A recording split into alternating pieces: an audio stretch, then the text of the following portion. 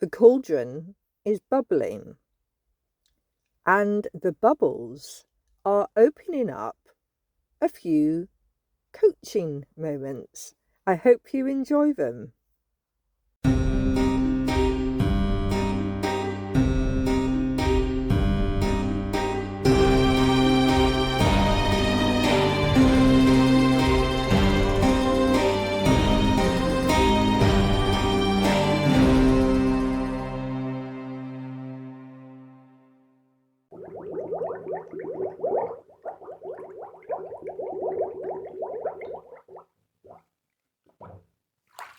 The Cauldron of Curiosities. Good morning. I wanted to talk to you today about procrastination and what does procrastination look like for you? Now, I'm racking my brain to give you some really good examples because, to be honest with you, some of my efforts of procrastination I'm quite embarrassed about, and there's an element of me thinking, really, did I do that? Did I go around the houses avoiding doing a quite simple activity because some part of my head didn't want to get up and go and do something? And sometimes it seems like procrastination comes across as being lazy, but the efforts that I will go to do something different because I don't want to do the original piece actually takes more energy and sometimes more movement. But I haven't ever worked out why I do that particular activity. So one example might be, so I have some books that are placed underneath Bumble's bed, and rather than make Bumble move, I would probably go into a shop and buy a notebook. Now that just doesn't make any sense, does it? Because it's almost like I don't want to go through this confrontation of shifting Bumble off the bed, especially when we're on the move. And what do I do and where do I put him? Is this, I like solving problems. So why on earth am I avoiding moving the dog when it actually isn't that hard to do that? If I sat down and thought about it as a coach, I could think to myself, put him on the lead, put him outside the van for a moment, and then just lift the lid and take the book out. So why am I not doing that? Does anybody else out there have these experiences where they will go to great lengths to not do a certain thing? And they might be quite mundane things that you'll avoid doing, but you'll go to great physical and mental efforts to not do the thing, like me not getting the notebook out or the book that I know I want to read next. Why won't I tie the dog up? Why will I go and buy another book? Why would I do that? I haven't come to any real understanding of why, because sometimes it isn't a confrontation. I'll give you another example. I had my van redone, the back part of it, to make drawers underneath the bed. And the man who did the work put in some brackets with poles to stop the drawers sliding out. So when you go round a roundabout, you don't end up with everything flying across the van. Now, he put 2 sets of poles, and it does look really nice, but I know that if it had both poles inserted, I just won't use those drawers. It has stopped me from using them, almost like the reason I had the van redone was because I wasn't going into the garage very much, because getting out, walking around and then turfing through is a bit like climbing into the loft. I would put it off and put it off and put it off. So it meant things weren't easily accessible. So it's like part of my brain needs to have things that are to hand, easy to pick up. Otherwise I forget about them, or I go, no, I'm not doing it. I'll put it off. So does anybody else find that they like to have things easy to access in especially day-to-day things? And is it part of a comfort zone, or is it part of a routine, or not wanting a routine? But going back to these drawers, I only have one pole in, and I have realised I will go to some avoidance lengths to not go in those drawers because there's a pole. But I have to pull out, and I have to, once I've been in the drawer, carefully line it up. And it takes a bit of thought. I have to be careful to make sure that it's lined up and going through all the holes. And sometimes I really get irritated by having to do that activity. What is that all about? I'm 60 years old. It's not difficult. Why am I making it difficult? And I have avoided going in there and doing other things to avoid having to take this pole out and then reinsert it, because there is nothing more annoying than driving off up the road and hearing those drawers clunking open and slamming into the piece opposite. And touch wood, we haven't done any damage so far. So it's part of this because I'm worried about forgetting to put the pole back in, and if I don't put the pole back in straight away, then there's this risk that I'm going to drive up the road and the drawers will be undone and I hear them banging around, and I don't want to hear them banging around. So there is an element of that. I'm very conscious about always closing the cupboards after using them, because if I don't do them straight away I might forget, and again, driving up the road, hearing a cupboard slapping when you can't stop is a really annoying noise. So are some of these bits to do with annoying noises? Are they to do with confrontation? What is the root cause of this? And part of me thinks it is confrontation, it's irritation, it's avoiding irritation. I don't want to add any more irritation to my life. But is that why you might not do things that seem to be quite simple? I can't believe it's taken me this many years to actually figure out certain things about myself.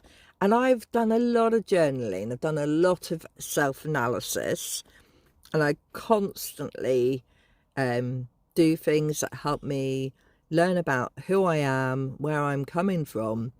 And it has taken me a long time to realise the lengths of procrastination that I will go to when I don't want to do something. I would be really interested to hear about what other people are thinking about. When you come to procrastination, what is it that you do? Now, some of you might not know the word procrastination, and I wonder what else you might call it. Just in case you've not heard this word before, it's the act of unnecessarily delaying or postponing tasks. And this may be even when you know there's negative consequences. It's a common human experience, but it can become problematic when it hinders productivity and impacts well-being or leads to negative outcomes. So if it's common, why do all human beings do it then? Excuse the train going behind me. At least he didn't blast his horn. It says everyone procrastinates sometimes, but chronic procrastination can be linked to issues like anxiety, low self-esteem and depression. So, does everybody procrastinate? There's a suggestion that procrastination is not a time management issue, but it's a failure in self-regulations, where individuals struggle to manage their actions and prioritise tasks effectively. I don't think it is that, personally. And it's not laziness. It's important, the researchers say, to recognise procrastination is not the same as laziness. It's a complex behaviour with underlying reasons that can be addressed with appropriate strategies, according to the University of Melbourne. So they give some examples as putting off studying for an exam until the last minute. Now, I know quite a few people who will say that's their way of doing things, is to study at the last minute. Delaying an important work project. I know quite a few people who would do that. I tend to be generally, I'd say I like to get most of my things done that I think are going to be unpleasant or hard work. I like to get them out of the way, done and dusted, so I can enjoy myself. You know, work hard, play hard, and enjoy myself in the evenings because I've done the things. So I'll pack the bag early so it's done and dusted out of the way. So it doesn't always make sense. Or have I learned that behaviour from someone else? That's the interesting bit, isn't it? Another example it gave was avoiding having a difficult conversation. Well, I'm having a difficult conversation currently in my own head with my van. So the van is making a whining noise as it accelerates. And yeah, Google really doesn't help because it lists so many different reasons what it could be. There's no other sounds, and it doesn't make the sound when the engine's idling. AI basically tells you, yeah, your van's going to break down. You need, it's an emergency situation and you need to get it sorted right now. And then you go onto a forum and you'll hear people saying they've taken their van with this whining noise to a garage, and the garage hasn't been able to find out what the actual problem is. Then there's all sorts of solutions, like you could get a stethoscope and have a listen to different parts, or you can use a screwdriver. Did you know that? Putting a screwdriver to the engine part and listening to the end of a screwdriver, you should be able to hear where the specific whining is coming from, or the rattling, which part of the engine it's coming from. Well, I'm looking all of these things up, but I'm not actually dealing with the actual issue, which is this horrible sound that my van is making with this whining as it's going along. And then I was trying to think to myself, was it making this whining sound before? I'm not 100% sure. Was I paying it any attention? But this is the other thing that I've noticed that comes along with a procrastination, is this hyper focus. So I'm obsessed, in a sense, with the whining in the van. And I'm wondering to myself, train again. I'm glad I don't live in this area. I don't think I could cope with trains going by so often. And not only have you got the trains going by, you've got the constant sound of a motorway. And I know it's a beautiful area and you've got lots of facilities up here, but it's darn noisy, isn't it? And then we've got the lovely country sounds, which I'm used to, but I'm not used to the constant road noise. There you go. Got distracted, back on task. So what am I talking about? The van and the whining. Why am I not doing anything about it? And the fact that I'm hyper-focused about the fact there's potentially an issue and I haven't been able to solve it. So I am partly in problem-solving mode, and I wasn't able to do anything last night because it said, here's some checks you can do when your engine's cold. Well, after driving several hours on the motorway, my engine wasn't going to be cold for quite some time because it was still quite hot last night. It is cooler today. There's the tiny fluffy clouds we've got a complete overlay. Blue skies hiding, so I'm not quite sure what's going to happen with the weather. So I will be carrying out some checks. But some of you may well have already called the garage by now. And part of me thinks, if I was in Cornwall, which is where I generally roll around, yes, I would have called the garage. I would have called Mark at Mark Clark's Motors in Lou and said, can I bring it in? And he would have looked at it and he would have said straight away. And this is probably where part of the problem is. As soon as I got on to the motorway, my van starts creating issues. How many other people have that? So there's part of my brain is a little bit fed up. It's got this confrontation with the vehicle that I live in, where it's causing me problems that I really don't want to deal with right now. I'm meant to be enjoying myself, and my bloody van's being a pain in the ass. So maybe that's something to do with it as well. You know, with those difficult situations, rather than a difficult situation talking to a human being, I've got a difficult situation with my living vehicle, but it's making noises that I don't like the sound of, and I'm not 100% sure that I know who to go to get it sorted. Whereas it'd be so easy if I was back in Cornwall and I could just get it done. So I'm sort of putting off, what do I do next? And that's another form of procrastination, isn't it? Which, yeah, I'm really, brain's a little bit befuddled. Anyway, so there are some strategies apparently to overcome procrastination. Identify the reasons. Well, I do not know what the reason is behind why I procrastinate. It isn't lack of motivation. It's not perfectionism. It's not failure. Large tasks can be overwhelming. Is this overwhelming? It's only overwhelming because I don't know that I can find somebody that I trust to sort the van out. And that may be part of the problem. Is I've experienced moments where I've taken my van to people and they've done things and they haven't done it properly and I've had to keep going back. So, yeah, fear of failure. Not fear of my failure, but fear of other people not doing their job properly.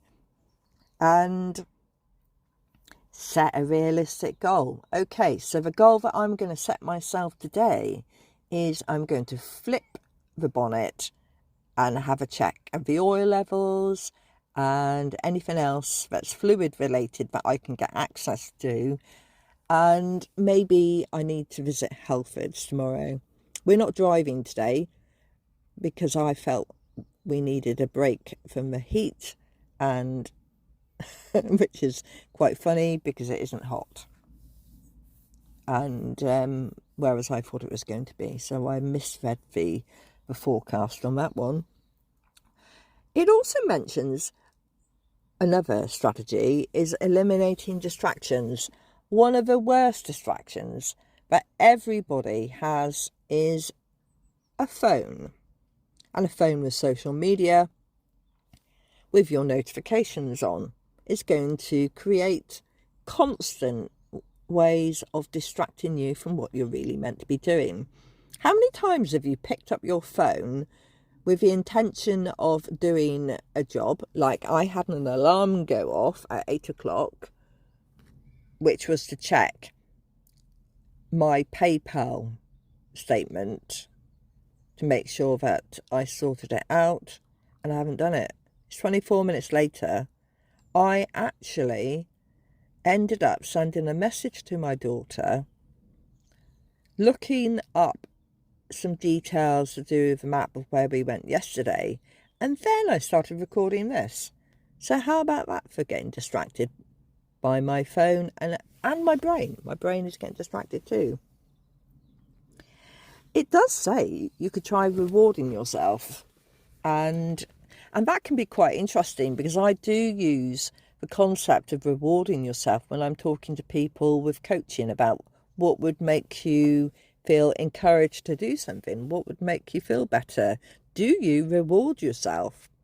And how do you reward yourself? Is it always financial, or is it giving yourself time? Sometimes it might be an idea to consider giving yourself the wonderful moment of time going for a walk or just sitting and reading a book. Do you give yourself time without looking at your phone? Or is your phone a reward for other things that you do? I would love to know your thoughts, and anybody who experiences extreme procrastination, know that apparently it is common. There's a lot of people out there that experience this, and there's different levels to which people will experience procrastination. And how do you deal with it? Have you managed to master your procrastination? I would love to hear from you. Thank you for listening to the podcast today. This is the Cauldron of Curiosities, signing out. If you would like to make any comments, please comment below on the podcast, or you can contact me via direct message or email info@thedandelionmoon.co.uk. I look forward to chatting with you again. All of the podcasts that I release are published on a regular basis, and the weekly publications come out on a Thursday. And if you have any questions about any of the content matter, please let me know, and I look forward to hearing any topic suggestions. Thank you for walking with me today, and take some time to watch or listen or dance with the oxeye daisy. And I look forward to walking again with you tomorrow. If you would like to find any of the other videos or any of the podcast audios that I have created, then please do go to my website, where there are links to all the platforms that the RSS feed goes to. My website is www.thedandelionmoon.co.uk. And I look forward to hearing your feedback and any comments that you have on any plants or trees that you have worked with in the merry month of May, hedgerow self-care. Thank you.